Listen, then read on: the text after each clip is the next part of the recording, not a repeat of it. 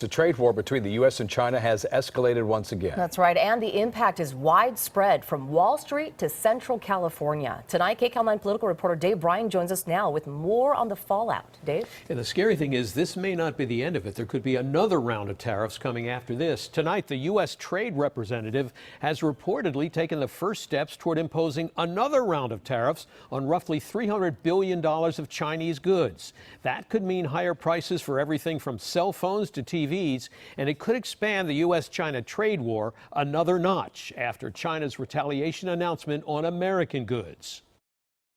The long-running tariff dispute between the U.S. and China is now getting serious after Beijing announced it was fighting back against Trump tariffs by imposing their own retaliatory tariffs on $60 billion worth of U.S. goods for China, beginning on June 1st.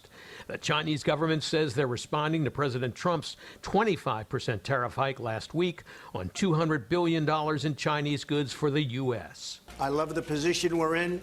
There can be some retaliation, but it can't be very, very substantial by comparison. President Trump downplayed the damage, but Wall Street apparently wasn't listening because the Dow dropped more than 617 points, the worst day since January. We had a deal with China. It was 95% there.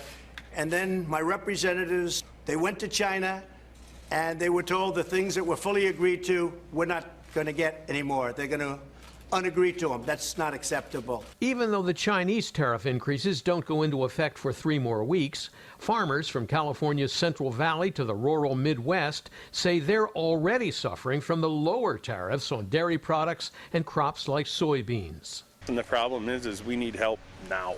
We've been dragging along here for a little while, and you know, we need something done, you know, sooner rather than later. The president is playing footsie with China while America's farmers are on the losing end of the stick.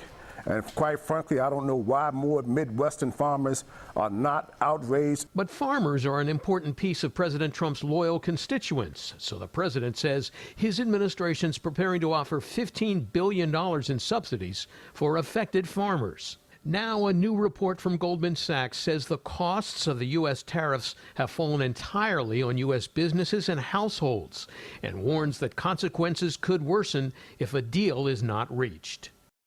Now, if there is any good news about all this, here it comes. The New York Times reporting both China and the U.S. have left a window for negotiators to try to reach a trade deal and avert the juiced-up tariffs. President Trump's new 25% tariff on Chinese products only affects goods which were shipped from China on May 10th or later. And since it takes 2 to 4 weeks to reach the U.S. by ship, there will be a small window there. And, Jeff, the other side of this is that the Chinese higher tariffs don't go into effect until June 1st. So maybe about 3 weeks to work with there.